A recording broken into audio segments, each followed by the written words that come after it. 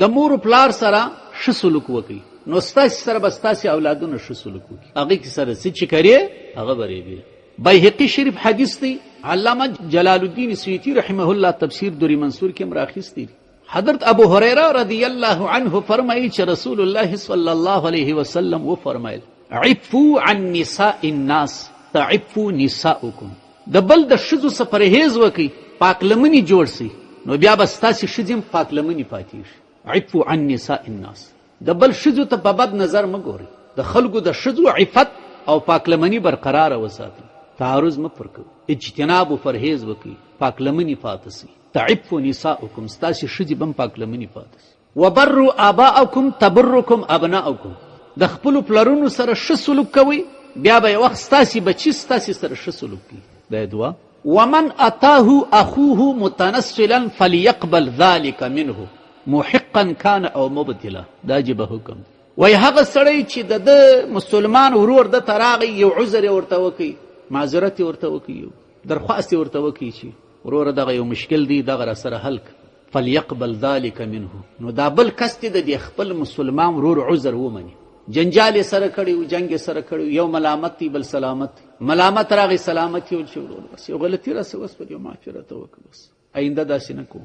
وایي معافي دې ورته وکړي، که پر حق راغلی یم ورته معافي دې ورته وکړي، او که پر باطل راغلی یم معافي دې ورته وکړي. تا ته چې کوم سړی راغلی دی ستاسې معافي غواړي، درګذر درڅه غواړي، چې شمپوشي درڅه غواړي، هغه که پر حق یې او که پر ناحق یې وایي ته معافي ورته وکړه. فان لم یفعل، که یو چاته یو څوک راغی ده ته یې عذر وکړي، ده ته یې درخواست وکړي چې بس دا غلطي ده رامعافیه که د یو مشکل وراسه جوړ سوی، فان لم یفعل، که ده دا کار ونه کوي، لم یرد علی الحوض، داسې سړی به زما حوض کوثر ته بیا رانیسي.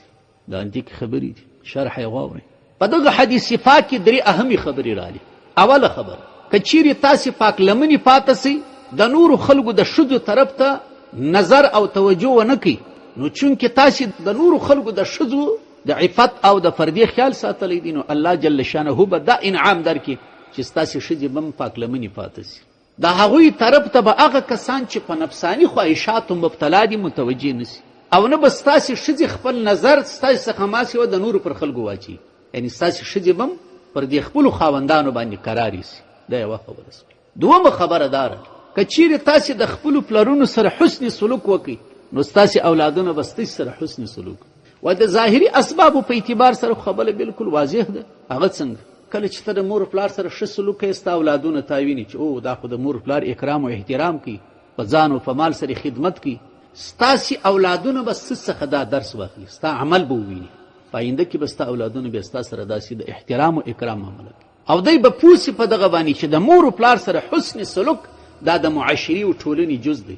موږ ته هم پکار دی چې د مور پلار سره داسې معامله وکړو لکه زما پلار یا مور چې د خپل مور پلار سره کوي. دا خو په ظاهره باندې اولادونه درس اخلي، او په باطني ډول سره وایي داسې سر خلاص کړي څه چې کرې هغه به ریبې، جیسا کروګې ویسا بروګې، دا هغه په اردو کې راوړی.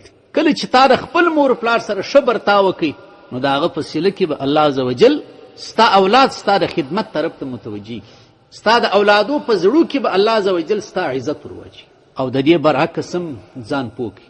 که خدا نه خواسته تا د مور پلار سره بد سلوک وکړي، ستا اولاد بیا ستا څخه زده کړي، بیا چې د دوی نوبت راغی بیا به ستا سره هغه سلوک کوي چې تا د مور پلار سره کوي. بیا یو مختصر حکایت راوړی دی. یو سړی وی راولاړ سو، خپل بوډا پلار یې وایي ګونۍ ته واچوي، ګونۍ ته چې واچوي ځینې په عذاب سول، ځم یو څاک یې اچوم، نو پلار یې وتړی، ګونۍ ته یې واچوي، را پشایه کوي، مخ پر څانانو باندې را روان سو. وایي چې کله راغی یو څا ته ودرېدي چې اوس دا پلار وچي، پلار یې د ګونۍ راوکښي چې اوس یې څا ته ور واچي. وای پلار چې د څا پر غاړه کښې شوي، لاسونه پښې ورتړلي، نږدې و چې اوس یې ور شوه کړي. وای پلار